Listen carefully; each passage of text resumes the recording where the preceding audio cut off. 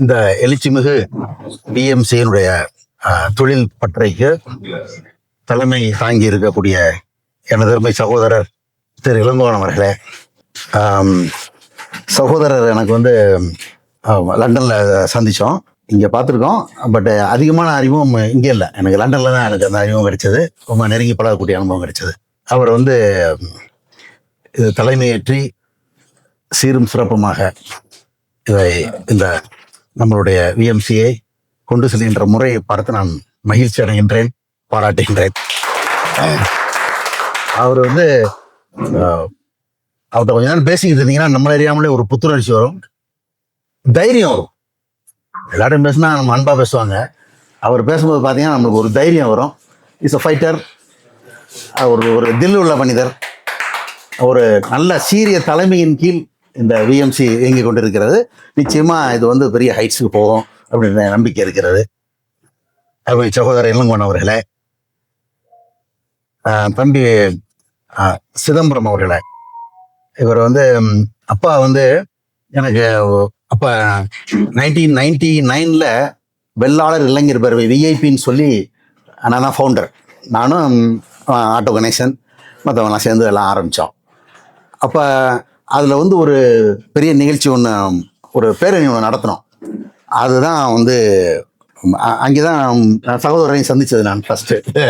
ஆனால் அது மெயின் ஸ்பீக்கரை சொல்கிறேன், நிறைய உதவி பண்ணார். ஒரு அந்த உணர்வோடு உதவி பண்ணார். யாரும் பண்ண முடியாத உதவிகள்லாம் செஞ்சார் சமயத்தில். அப்பா வந்து திருப்பூரில் ஒரு நம்ம சமுதாய கூட்டம் ஒன்று நடந்தது. வஉசியினுடைய பிறந்த நாளை ஒட்டி அவங்க அரேஞ்ச் பண்ணியிருந்தாங்க. நல்ல பெரிய கூட்டம், ஒரு 500 பேர் கேதர் பண்ணியிருந்தாங்க.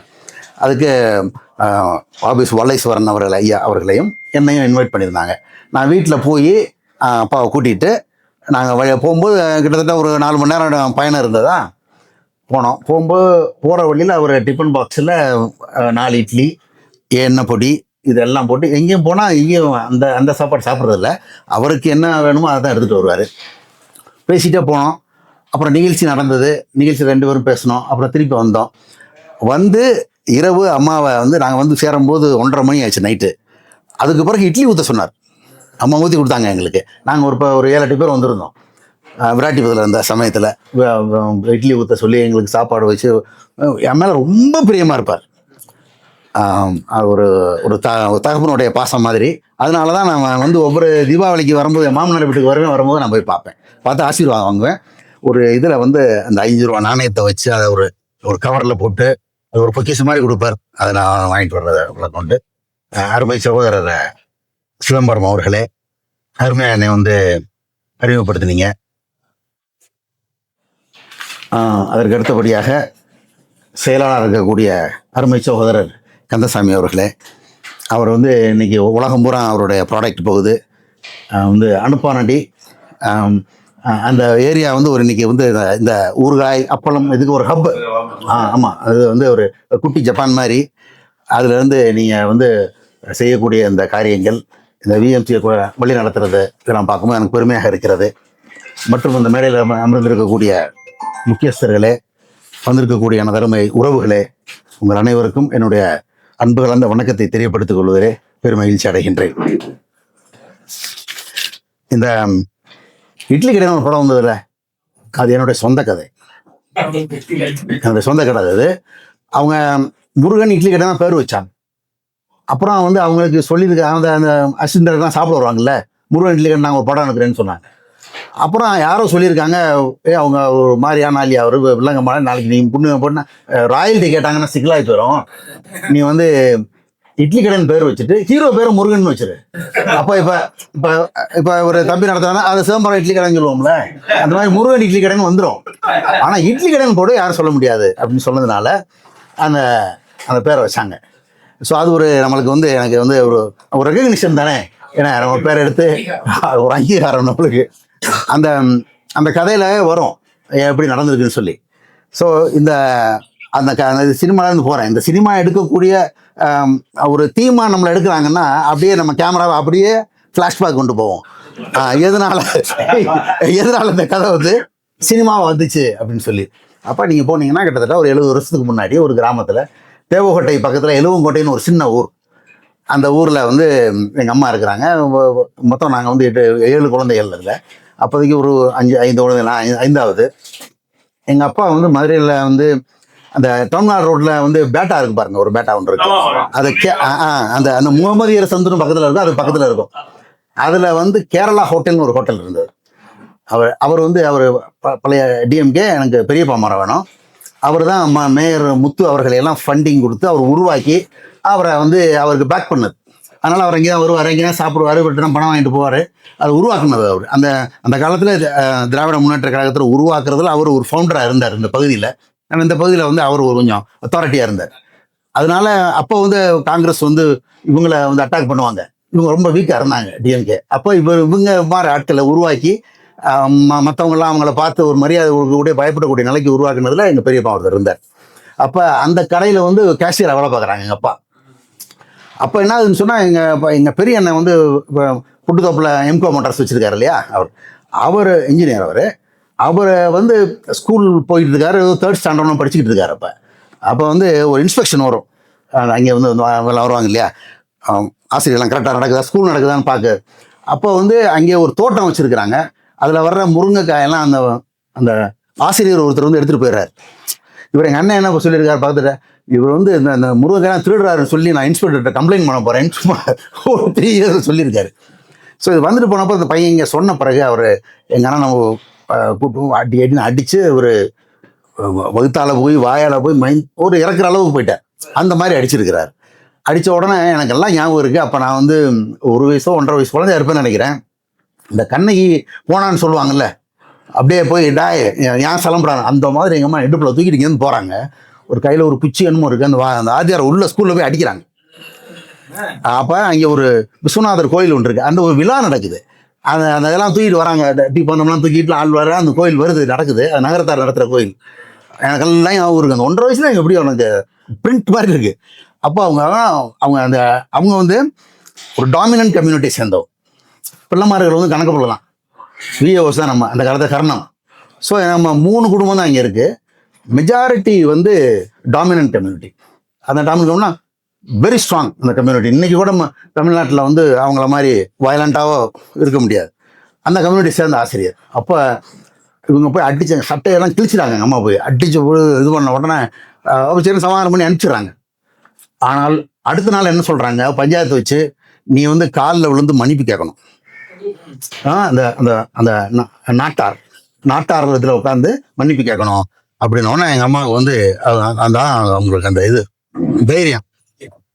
உயிரே போனாலும் மன்னிப்பு கேட்க மாட்டேன், வாங்க அப்படிங்களா, சரி சொன்னார் மத்தியானம் நான் வருவேன். ஓகே. அப்போ அவங்க தைரியம் ஆயிடுது அவங்களுக்கு. நான் மன்னிப்பை ஊரே திரண்டு வந்தாலும் மன்னிப்பு கேட்க முடியாது. நைட்டோட நைட்டாக என்ன பண்ணுறாங்கன்னா, பிள்ளைங்கள்லாம் 5 குழந்தைங்களையும் கூட்டிகிட்டு யாருக்குமே தெரியாமல் 12 மணிக்கு மேலே ஊரை காலி பண்ணி மதுரைக்கு வந்துடுறாங்க. அப்போ எங்கள் அப்பா வந்து கேஷியர் வேலை பார்த்துக்கிட்டு இருக்காரு. ஒரு 20 ரூபா என்னமோ சம்பளம். இன்னும் அப்படி திடீர்னு வந்து 2 குழந்தைங்களோட என்ன செய்ய முடியும், ஒன்றுமே செய்ய முடியாது. அப்போ அந்த ஒரு சின்ன ஒரு இடத்த பிடிச்சி ஏதோ ஒன்று பண்ணுறாங்க. அப்போ அந்த நெசசிட்டி தான். அப்போ நினைக்கிறாங்க எப்படி சர்வைவலுக்கு என்ன செய்ய முடியும். அப்போ என்ன இட்லி சுட தெரியும், சட்னி வைக்க தெரியும். டக்குன்னு ஒரு கொப்பரையை வச்சு பிளாட்ஃபார்மில் வச்சு அரிச்சிடுறாங்க. ஸோ அந்த மனிதனுக்கு வந்து இந்த ஒரு சர்வைவல், அது வேற வழியே இல்லை. சாப்பாட்டுக்கு இல்லை, அடுத்த வேலை சாப்பாடு கிடையாது. அப்போ அந்த மாதிரி ஒரு போல்டு லேடி மதர் எல்லாம் வந்து அந்த தெருவிலே சொல்லுவாங்க, அந்த பொம்பளை கள்ள பொம்பளை அப்படி. அவர் பாவங்க, அவர் புள்ள பாருங்க, அவர் அப்பாவியா இருக்கிறாரு அப்படின்னு சொல்லி தான் பேசுவாங்க. ஏன்னா என் அம்மா அந்த மாதிரி தைரியமா இருப்பாங்க. அந்த தைரியம் எனக்கு கொஞ்சம் தொத்திக்கிடுச்சு. அவர் யாரோ சொன்னார் சாஃப்ட்னு, எனக்கு இன்னொரு முகம் ஒன்று.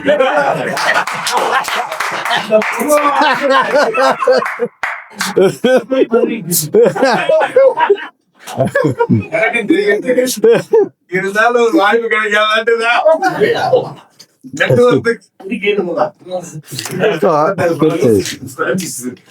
அப்ப என்ன ஆயிடுச்சு, அப்புறம் அந்த மாதிரி அந்த கடை வச்சு இது பண்றாங்க. அது அப்படியே அன்னைக்கே வித்துருது. ஒரு 1/2 an hourல அவ்வளோ இட்லியும் விற்கிது. அது அந்த உங்களுக்கு வந்து என்னன்னாக்கா, நேற்று இந்த தம்பி பேசும்போது சொன்னார், நீங்கள் ஒரு முயற்சி எடுத்தீங்கன்னா பிரபஞ்சமே வந்து உதவி பண்ணுவோம் அப்படின்னு. நீங்கள் வந்து ஒரு நம்பிக்கையோட ஒரு காரியத்தை ஒரு தொழில் தொடங்கினாலும் சரி எது தொடங்கினாலும் சரி அதெல்லாம் ஒரு உதாரணம். அதெல்லாம் நான் பார்க்குறேன். அதே மாதிரி என்னுடைய முயற்சிகள் எங்கேயுமே பண்ணும்போது ஒரு நம்பிக்கை தான் போய் இறங்குறோம். பட்டு அது இறைவன் அருள்னு சொல்கிறோம், இல்லை நம்மளறியாமல் நம்மளுடைய எல்லா பொட்டன்ஷியலும் வெளியே வருது இல்லையா? வேற வழி இல்லை, தண்ணிக்குள்ள தள்ளி விட்டாச்சுன்னா நீங்கள் இப்போ பொழைச்சாகணும், எதையாவது பிடிச்சி வேலை வந்தாகணும், அந்த ஒரு உணர்வு. ஸோ இதெல்லாம் வந்து அவங்களுக்கு அந்த ஒரு வேகம் கொடுத்ததுனால அது பிக்கப் ஆகுது. அதுக்கு பிறகு அப்படியே அது எல்லா விஐபியும் கடைக்கு வர்றாங்க. நீங்கள் அந்த எலெக்ஷன் டைம்லாம் பார்த்தீங்கன்னா இந்த பக்கம் பூரா ஃபுல்லாக காங்கிரஸ் வண்டியாக நிற்கும், இந்த பக்கம் பூரா டிஎம்கே வண்டியாக நிற்கும். பிரியதுக்கு முன்னாடி இந்த 60s ஏர்லி 60s எல்லா விஐபியும் இன்னைக்கு வரைக்கும் நம்ம அந்த பழைய எம்பி ஆஃபீஸ் தலாவூர்ல வந்து அந்த இட்லி கடையில வந்து அரிசியா வேற சாப்பிடுறோம். ஸோ அந்த மாதிரியான ஒரு இதுக்கு வர ஆரம்பிக்குது. அதுக்கு பிறகு எனக்கு வந்து சில இன்சிடென்ட்ஸ்லாம் அப்படி சொல்லிட்டே போகிறேன். ஏன்னா இது வந்து கடைசியில் சொல்கிறேன், இது எல்லாம் நம்ம என்ன கற்றுக்கலான்னு சொல்லிட்டு. அப்புறம் எனக்கு வந்து ஒரு 17 வயசு இருக்கும்போது எங்கள் அப்பா வந்து, நான் கொஞ்சம் துடுக்கா பேசுவேன் இல்லையா, நான் எங்கள் அம்மா மாதிரி, அப்பா கொஞ்சம் சாஃப்ட் தான். அப்போ நான் புல்லட் வச்சுருப்பார், எடுத்துகிட்டு நான் அவர் தெரியாமல் 16-17 வயசில் எடுத்துகிட்டு லைசன்ஸ் இல்லை ஒன்றும் இல்லை, யாரும் சொல்லிக் கொடுக்கல, ஏதோ ஒரு அவர் ஓட்டுறதை பார்த்து விழுது கற்றுட்டேன். அது வண்டி எடுத்துகிட்டு போயிடுறேன். அப்போ ஒரு நாள் வந்து உனக்கு என்ன ஒன்று கஷ்டப்பட்டு சம்பாரிச்சதான் தெரியும் அப்படின்னு ரொம்ப ஹார்ஸாக திட்டிடுறாரு.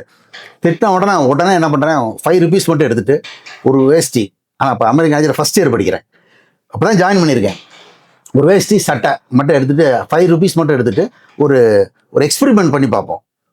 இந்த பேரபிள்ஸ்லாம் காட்டில் போகிறான் இல்லையா, ஒன்றுமே இல்லாமல் காட்டில் போய் சர்வே பண்ணுறது, அந்த மாதிரி பண்ணணுன்ற ஒரு வைராக்கியம் வந்துருச்சு. எடுத்துகிட்டு நேராக எனக்கு தெரிஞ்ச ஒரு ஃப்ரெண்டு இருந்தான் ராஜபாளையத்தில், அவன் வீடுலாம் எனக்கு தெரியாது, ஏதோ நம்பிக்கையில் கிளம்பிட்டேன். ராஜபாளையம் போயிட்டு அங்கேயே இருந்தேன். அப்போ வந்து எல்லா காசும் செலவாகி போச்சு. இட்லி அப்போ 10 பைசா ஒரு இட்லி. ஒரு 2 நாள் ஓடிச்சு, 3 நாள் பிறகு காசு இல்லை. அப்புறம் 1 பைசா இல்லைங்கும் போது தனிச்சு இருந்தால் எப்படி இருக்கும், அது எனக்கு என்னமோ ஒரு த்ரில்லிங்காகவும் இருந்தது. அந்த மாதிரி பார்க்கணும், ஒன்றுமே எந்த உதவியும் இல்லாமல் 1 பைசா காசு இல்லாமல் அடுத்த வேலைக்கு ஒன்றுமே இல்லாமல் இருந்தால் எப்படி பண்ணணும், இதை பார்க்க ஒரு பக்கம் மனசில் வந்து அது ஆர்வமாக இருக்குது, பயப்படலாம் இல்லை, செஞ்சு பார்த்துருவோம் அப்படின்ட்டு. நேராக ஒரு சின்ன ஒரு பெட்டிக்கடை இருந்துச்சு. ஏன்னா ஒரு பேட்டாக்கடையில் வேலை கிடைச்சி. நீங்கள் எங்கே தங்குறீங்கன்னு கேட்டார். நான் மதுரைன்னு சொன்னேன். எங்கே தங்குறீங்க? ஒரு கோயில் பக்கத்தில் ஒரு பெருமாள் கோயில் இருக்கு, இங்கே அந்த பெருமாள் கோயிலில் படுத்திருக்கேன்னு. அப்போ நீ அனாதை பையனா அப்படின்னு கேட்டார் அந்த பேட்டா ஓனர். இல்லை சார், நான் வீட்டிலேருந்து கோச்சிட்டு வந்துட்டேன் அப்படின்னு சொன்னேன். இந்த மாதிரி அதுக்கு நான் வேலை கொடுக்க முடியாது, நீ போக அனுப்பிச்சிட்டார். அதுன்னு போக அதில் வேலை பார்த்தாலும் மாத கடைசி தான் சம்பளம் தருவாங்க. நான் அன்னைக்கு சாப்பாட்டுக்கு எனக்கு அடுத்த வேலைக்கு வேணும் இல்லையா? அப்போ என்ன பார்த்தேன், ஒரு நம்மளுக்கு தெரிஞ்ச ஹோட்டல் தான். நேரம் ஒரு சின்ன ஒரு ஹோட்டல் மாதிரி இருந்தது. அவர் ஜின்னிங் மேலே வேலை பார்த்துக்கிட்டு இருக்காரு. அவர் ராஜூஸ் அவர் வேலை பார்த்துக்கிட்டு இருக்காரு. ஆனால் பகலில் வந்து அந்த கடை நடத்துறாரு, வேற ஆளை வச்சு நடத்திக்கிட்டு இருக்காரு. அந்த வாய்ப்பு கிடைச்ச உடனே நான் அவர்கிட்ட போய் சொன்னேன், இந்த மாதிரி என்ன தெரியும் வேறு, இட்லி சொல்ல தெரியும்னு சொன்னேன். அப்படியா தம்பி அப்படின்னு சொல்லிட்டு, நீ சொல்லுப்பா அப்படின்னு சொல்லிட்டு இது பண்ணார். அவர் சொல்லிட்டு போயிட்டாரு. நான் எல்லாம் மாவெல்லாம் ஆட்டிக்கிட்டு எல்லாம் தெரியும் இல்லையா, நான் அந்த சின்ன பிள்ளை இருந்தேன், அம்மா கூட இருக்கேன். எல்லாம் பண்ணிவிட்டு அவர் சாயந்தரம் அது ஒரு ஷிஃப்ட்டு முடிஞ்சு வருவார். ஒரு நைட்டு 8 மணிக்கு நம்ம வர்றாரு. வந்து பார்த்தா அவருக்கு ஒரே ஸ்டன் ஆயிடுச்சு. என்னப்பா என்ன பண்ணி வச்சிருக்க அப்படின்னு பார்க்குறாரு. நான் என்ன பண்ணி அந்த வியாபாரம் பண்ணி இட்லியெல்லாம் அவிச்சு முடிச்சுட்டு அந்த கொப்பரையை கழுவி அந்த துணி இருக்கு இல்லையா, மூடு துணின்னு சொல்லுவோம், இட்லி துணியெல்லாம் கசக்கி அழகா காய போட்டு நீட்டாக வச்சு அந்த இடத்த துடைச்சி சுத்தம் பண்ணி அழகா வச்சு அப்படி நின்றுக்கிட்டு இருக்கேன். அப்படியே வந்து பார்த்துட்டு கட்டி பிடிச்சி, நீ தாண்டா அந்த கடைக்கு முதலாளி, சாவியப்படும் சாவியப்படி, நீ தான் அந்த கடைக்கு முதலாளி, நீ தான் அந்த கடையை நடத்தணும் சார். Day 1 ப்ரொமோட்டட் சார், மேனேஜரா ஒரு நாள் டைம் கொடுத்தா மேனேஜர்.